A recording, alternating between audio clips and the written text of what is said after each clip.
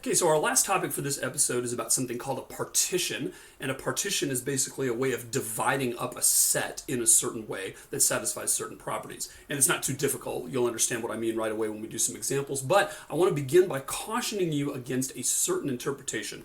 A lot of students in the past, when they've seen this lecture, they say, oh, I get it. It's like partitioning a hard disk.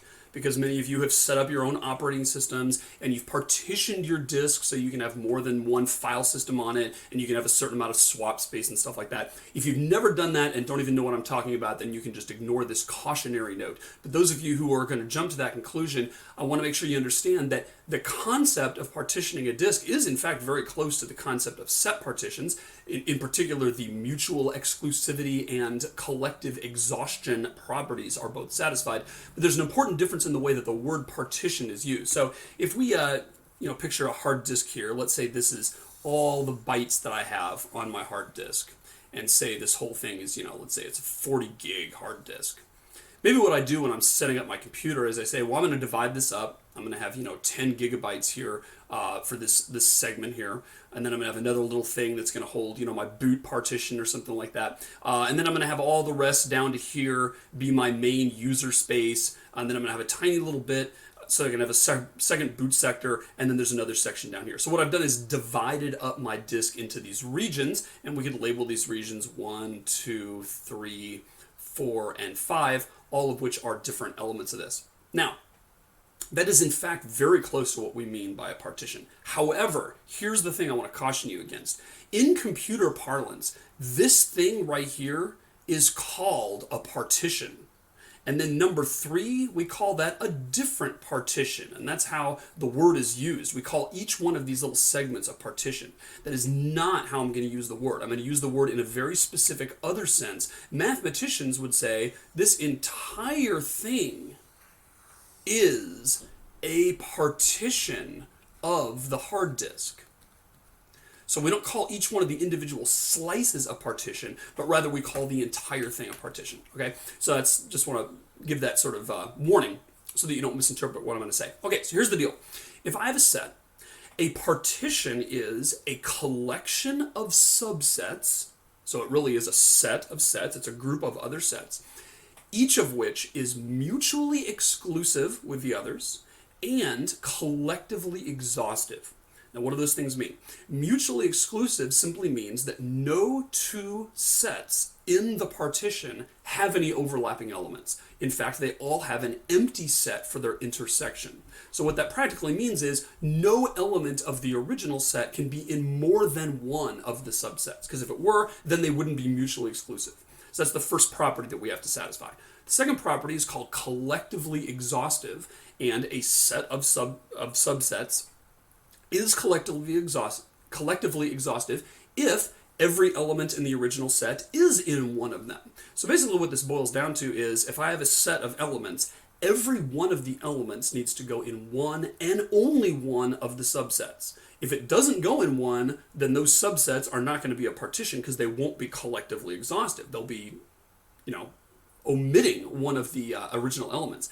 On the other hand, if I take one of the elements of the original set and put it in two of the different subsets, it also will not be a partition because they won't be mutually exclusive. So if we look at this mathematically and talk about the formula for this, here's what we're going to say. Let's say I have a set X, and it can be anything. If I partition this into sets X1, X2, X3, ... all the way up to Xn, so we'll say that we're going to partition them partition X into 17 different sets, or 4 different sets, or 92 different sets, whatever N is, that's the number of different sets I'm partitioning it into. Collectively exhaustive means that X1 union X2 union X3 union ... union Xn. So if I union them all together, I'm going to get X back. That is what's called being collectively exhaustive. And that is one of the two conditions for having a partition. When I union all of the little parts back together, I better get the original thing. There better not be anything left out. Otherwise, something was omitted in putting them in the subsets, and it's not collectively exhaustive.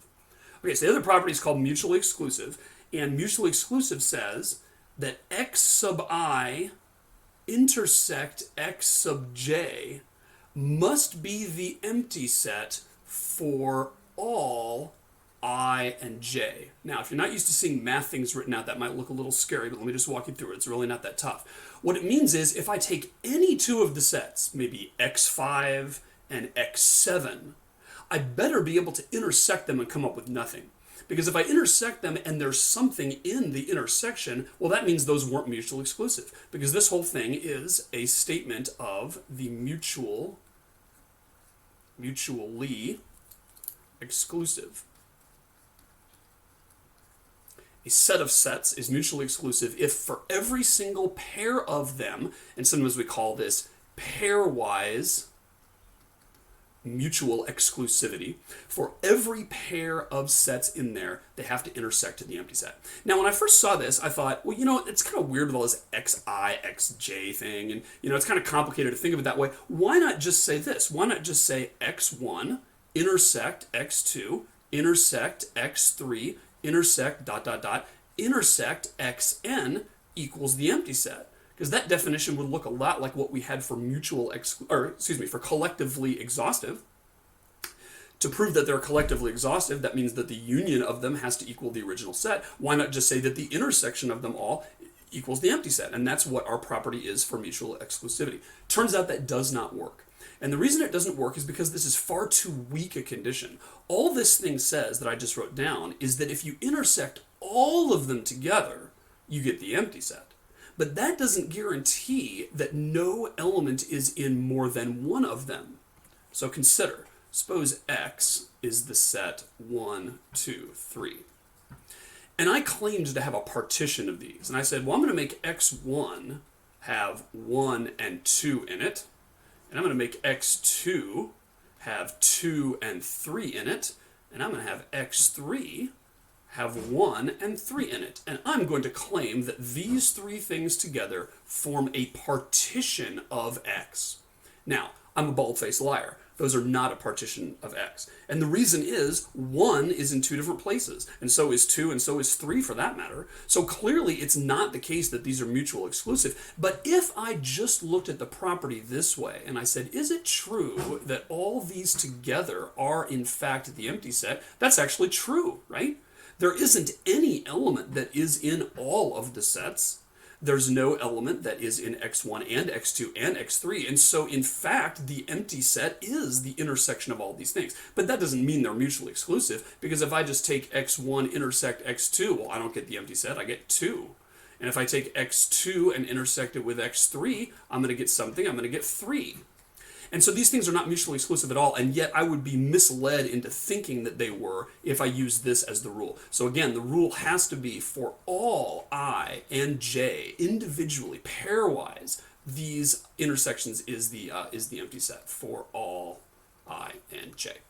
All right, so let's make this more concrete. Look at a couple examples, right? Let's just say I said C for class is the set of students in my class. Well, I could divide them into C1 being the males and C2 being the females. And that would be a valid partition, because every student is either a male or a female and no student is both. Therefore, these two sets are collectively exhaustive and mutually exclusive for this set right here. I could instead say, I want to divide them a different way. I want to divide them into the freshmen, the sophomores, the juniors, the seniors, and we'll just put on here the super seniors, those taking a 5th or 6th or all the way up to infinity year. These also form a partition, right? Because every student is one of these, and yet no student is more than one. Therefore, this is another way to partition them. So you can see a partition is nothing more than a way of carving up a set, right? We can divide them according to male and female, divide them by gender. We can divide them according to what year they're in. Here's one that wouldn't be a partition, though. Suppose I said C1 is going to be the math majors, and C2 is going to be the computer science majors.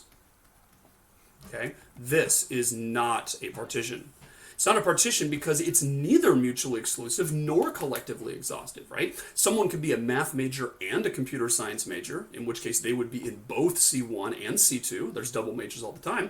And of course, there could be people that are majoring in neither one. They're majoring in economics or English or art history or something else, in which case they would not be in either C1 or C2. So that's totally not a partition. So whenever we say a partition, we mean a specific way of carving up the elements in a set, such that everybody is in one of the subsets and there isn't anybody in more than one.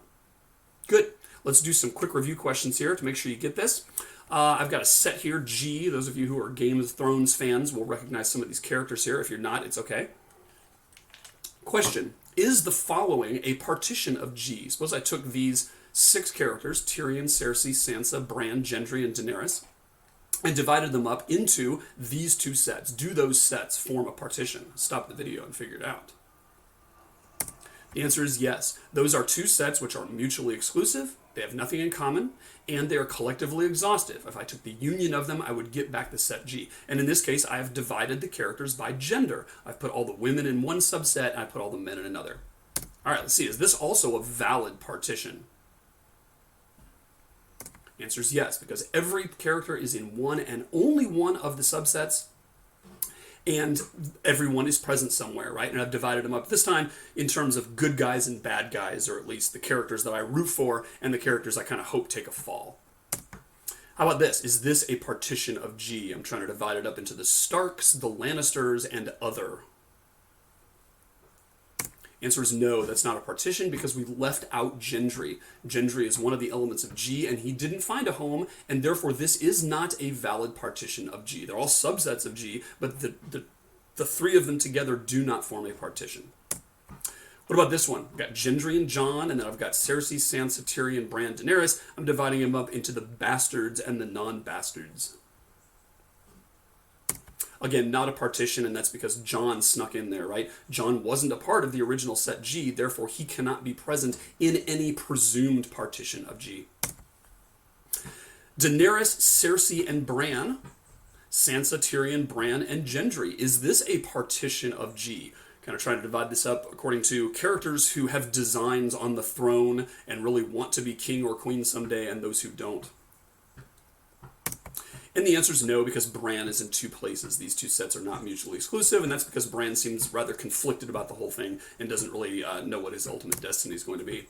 How about this one? I put everyone in their own set. Is that a partition? And I have the empty set in there too. Yes, it is, because these sets are mutually exclusive and collectively exhaustive, therefore they satisfy the partition criteria. And one last one. Is the following a partition of G? Just plain G itself. And the answer is yes, it is, because it satisfies mutual exclusivity, obviously, and it's collectively exhaustive. So I could take all the characters and say, I'm going to partition them just by leaving them all there. And that is, in fact, a mathematically acceptable partition. Thank you for your attention, and catch you next time on All the Math.